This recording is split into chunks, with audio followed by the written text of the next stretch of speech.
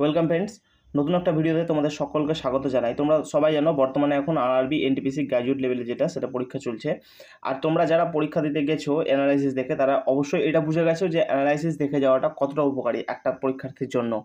কেননা তোমার আজকে হচ্ছে 14 তারিখ, আর 14 তারিখ আগে পর্যন্ত অর্থাৎ 5 তারিখ থেকে 14 তারিখ পর্যন্ত যতগুলো পরীক্ষা হয়েছে সবগুলোর অ্যানালাইসিস কিন্তু আমি করেছি, আমার ভিডিওতে দিয়েছি, তোমরা দেখেছো।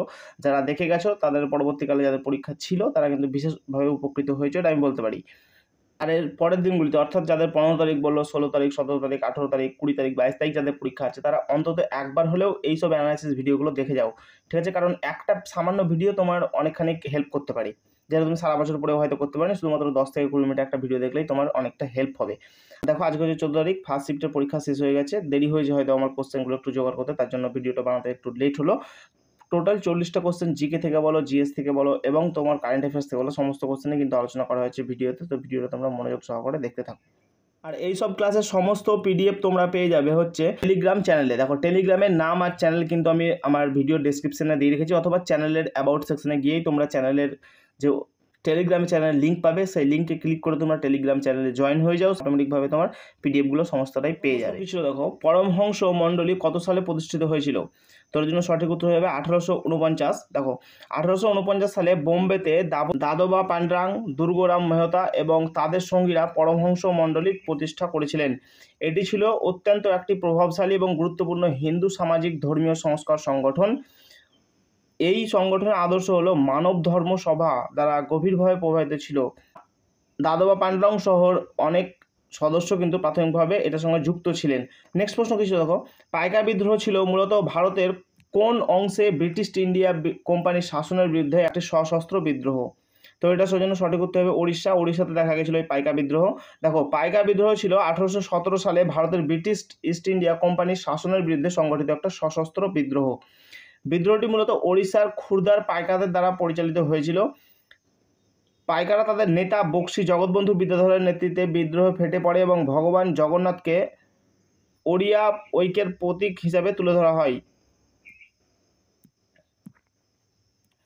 কোম্পানির বাহিনী কর্তৃক দমনের আগে বিদ্রোহটি দ্রুত ওড়িশার বেশিরভাগ অঞ্চলে ছড়িয়ে পড়েছিল, অর্থাৎ ব্রিটিশ ইস্ট ইন্ডিয়া কোম্পানি এই যে বিদ্রোহটা থামানোর আগে কিন্তু ওড়িশাতে বেশ কিছু জায়গাতে এই বিদ্রোহটা ছড়িয়ে গেছিল, যেটা তাদের জন্য একটা খুব ভালো ব্যাপার ছিল না, ভয়ঙ্কর একটা ব্যাপার ছিল। 1820 সালে সিংভূমে একটি বিদ্রোহ হয়েছিল, সেটার নাম কি ছিল?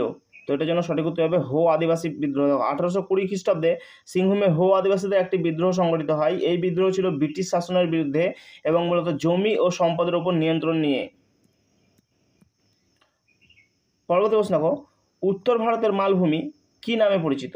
তো উত্তর ভারতের মালভূমি মালওয়া মালভূমি এবং ছোটনাগপুর মালভূমি নামে পরিচিত। এই ইন্ডিয়া যদি দেখি আমরা, এই সাপেক্ষে নিচে যেগুলো আছে দক্ষিণাত্যের মালভূমি নামে আমরা চিনি এই সমস্ত অঞ্চলটা, আর বাদবাকি যে মালওয়া মালভূমি বলে, ছোটনাগপুর মালভূমি বলে, এইসব জায়গায় কিন্তু অবস্থিত। নেক্সট প্রশ্ন কি বলছে দেখো, ভারতীয় সংবিধানের কোন অনুচ্ছেদ হিন্দি ভাষার বিকাশের জন্য বিশেষ নির্দেশনা দেওয়া হয়েছে? অর্থাৎ হিন্দি ভাষা স্প্রেড করার জন্য, মানে ছড়ানোর জন্য। দেখো, এটার জন্য সঠিক উত্তর হবে 351। হিন্দি ভাষার প্রচারকে আরও উৎসাহিত করা এবং এটিকে এমনভাবে বিকশিত করতে হবে যাতে ভারতের জৈবিক সংস্কৃতির সমস্ত উপাদানের প্রকাশের মাধ্যমে হয়ে ওঠে, এবং অষ্টম তপশিলে উল্লেখিত যে হিন্দুস্তানি এবং ভারতের অন্যান্য ভাষাগুলিতে ব্যবহৃত রূপ, শৈলী এবং অভিব্যক্তিগুলিকে এর প্রকৃতিতে হস্তক্ষেপ না করে যেখানে প্রয়োজন বা ইচ্ছা প্রাথমিকভাবে সংস্কৃত ও দ্বিতীয় অন্য ভাষা থেকে শব্দভাণ্ডার সংগ্রহ করে এটিকে সমৃদ্ধ করা এবং ইউনিয়নের কর্তব্য হবে। এটা দেখো, ভারতের সংবিধানের 343-এর ক অনুচ্ছেদ অনুসারে ভারতীয় ইউনিয়নের সরকারি ভাষা হলো দেবনাগরী লিপিতে হিন্দি।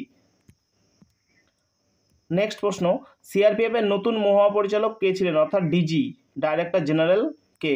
তো এটার জন্য সঠিক উত্তর হবে জ্ঞানেন্দ্র প্রতাপ সিং। সম্প্রতি আসামের পুলিশ মহাপরিচালক জ্ঞানেন্দ্র প্রতাপ সিংকে কেন্দ্রীয় রিজার্ভ পুলিশ বাহিনী অর্থাৎ সিআরপিএফ এর মহাপরিচালক ডিজি হিসাবে নিযুক্ত করা হয়েছে। তার মেয়াদ 30শে নভেম্বর 2027 পর্যন্ত থাকবে। তার আগে কে ছিল দেখে নাও, অনিশ দয়াল সিং 31শে ডিসেম্বর 2024 তারিখে কিন্তু এই পদ থেকে অবসর গ্রহণ করেছিলেন। তারপর থেকে সিনিয়র আইপিএস অফিসার ভিতুল কুমার ভারপ্রাপ্ত সিআরপিএফ এর দায়িত্ব পালন করেছেন, এবং তারপরে তিনি আপনার অফিসিয়ালিভাবে আমরা দেখেছি জ্ঞানেন্দ্র প্রতাপ সেখানে অ্যাপয়েন্ট হয়েছেন। সেন্ট্রাল রিজার্ভ পুলিশ ফোর্সে সম্পর্কে কিছু তথ্য জেনে নাও। দেখো এটা ভারতের বৃহত্তম আধা সামরিক বাহিনীর মধ্যে একটা অন্যতম। এর কাজ কি? অভ্যন্তরীণ নিরাপত্তা বজায় রাখা, চরম যেসব পরিস্থিতিগুলো আসে সেগুলোর মোকাবিলা করা, সন্ত্রাস যেসব জায়গাতে অ্যাটাক হয় সেগুলোকে অভিযান চালানো। এটা প্রতিষ্ঠা হয়েছিল 27শে জুলাই 1939 সালে রিপ্রেজেন্টেটিভ পুলিশ হিসাবে।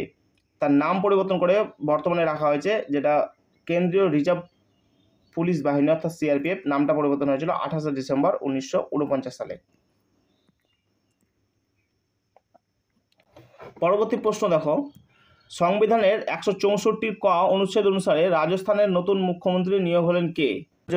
তো ওটার জন্য সঠিক উত্তর হয়ে টাইপিং মিস্টেক হয়েছে একটু, ভজন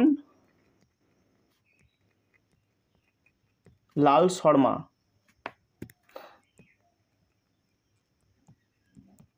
তো বর্তমানে রাজস্থানের মুখ্যমন্ত্রী হিসাবে নিযুক্ত হয়েছেন ভজন লাল শর্মা। ঠিক আছে। তো সংবিধানের 164 নম্বর ধারা অনুসারে মুখ্যমন্ত্রী রাজ্যপালের কর্তৃক নিযুক্ত হবেন, অর্থাৎ মুখ্যমন্ত্রীকে রাজ্যপাল নিয়োগ করবেন। অন্যান্য মন্ত্রীদের মুখ্যমন্ত্রীর পরামর্শে রাজ্যপাল নিয়ন্ত্রণ করবে। শুধুমাত্র যে রাজ্যপাল নিজের ইচ্ছা অনুসারে নিয়োগ করবে সেটা না, তিনি কিন্তু অন্যান্য যেসব মন্ত্রী আছে তাদের কিন্তু পরামর্শ নিয়ে তবেই নিযুক্ত করবেন। তারপরে দেখো, রাজ্যপালের সন্তুষ্টি পর্যন্ত মন্ত্রীরা তাদের পদে বহাল থাকবেন, অর্থাৎ রাজ্যপাল যতদিন মনে করবেন তারা থাকবেন। রাজ্য মন্ত্রী পরিষদ সম্পর্কিত আইন অনুচ্ছেদ দেখো 163, রাজ্যপালকে সাহায্য ও পরামর্শ দেওয়ার জন্য মন্ত্রী পরিষদ বানানো হয়েছে 163 নম্বর ধারা অনুসারে। 164 নম্বর কি বলছে? মন্ত্রীদের বিষয়ে অন্যান্য বিধান। এবং 166 একটি রাজ্য সরকারের কার্য পরিচালনা।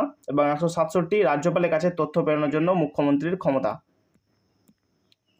নেক্সট প্রশ্ন কি বলছে দেখো, 2025 সালে ভারতের কোথায় 56তম সিআইএসএফ এর প্রতিষ্ঠা দিবস অনুষ্ঠিত হয়েছিল? তো এটার জন্য সঠিক উত্তর হয়ে যাবে তামিলনাড়ুর ঠাক্কোলামে। ভারতের গুরুত্বপূর্ণ সরকারি ও বেসরকারি খাতের ইউনাইটেডগুলিকে সম্মান জানাতে প্রতি বছর 10ই মার্চ কেন্দ্রীয় শিল্প নিরাপত্তা বাহিনী অর্থাৎ সিআইএসএফ এর প্রতিষ্ঠা দিবস পালন করা হয়। পরবর্তী প্রশ্ন দেখো, ভারতের উত্তরাঞ্চলীয় সমভূমি মূলত কোন ভৌগোলিক অঞ্চলে অবস্থিত? এর জন্য সঠিক উত্তর হয়ে যাবে সিন্ধু গঙ্গা ব্রহ্মপুত্র সমভূমি।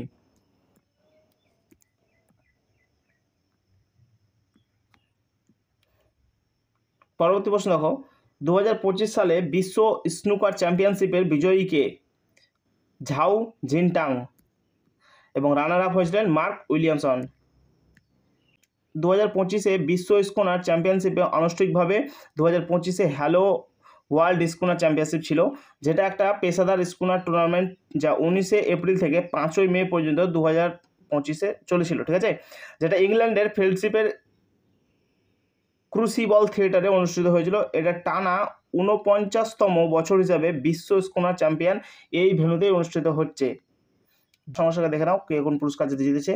2025 সালে পুলিৎজার বিজয়ী দেখো, জেমস উপন্যাসের জন্য পার্সিভাল এভারেটকে 2025 সালে পুলিৎজার পুরস্কার দেওয়া হয়েছে।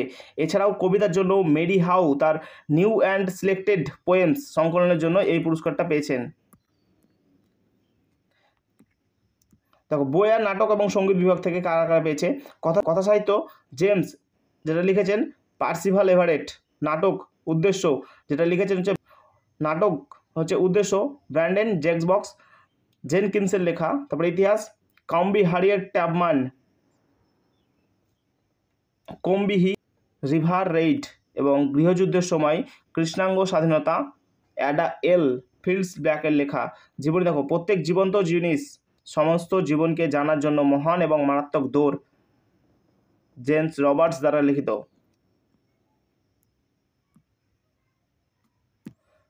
তারপর দেখো, কবিতা থেকে নতুন এবং নির্বাচিত কবিতা মেরি হাওয়ের লেখা। সঙ্গীত স্কাই আইসল্যান্ড সুরিবাড়া। সাধারণ নন ফিকশন দেখো, আমাদের আশাহীন কারণে সাফল্যের জন্য সোভিয়েত ভিন্ন মতাবলম্বী আন্দোলনের অনেক জীবন লিখেছেন হচ্ছে বেঞ্জামিন নাথান। প্রশ্ন, মন্ত্রীদের শপথ এবং ঘোষণা কে পরিচালনা করেন? এটা উত্তর হবে ভারতের রাষ্ট্রপতি।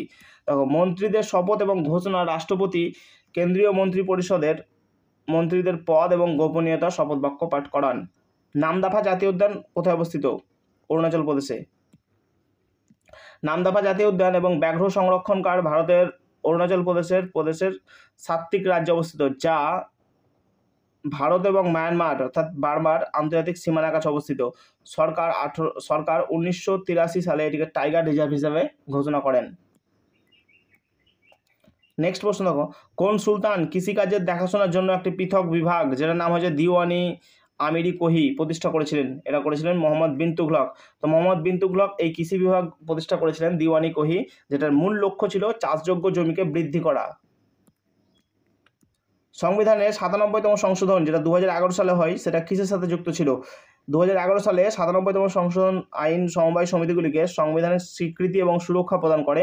এই প্রেক্ষাপটে এই 3টি বিষয়ের উপর সংশোধন করে, যেটা হচ্ছে দেখো, এটি সমবায় সংগঠন সংগঠিত করার অধিকারকে একটি মৌলিক অধিকার হিসেবে বিবেচিত দিয়েছে।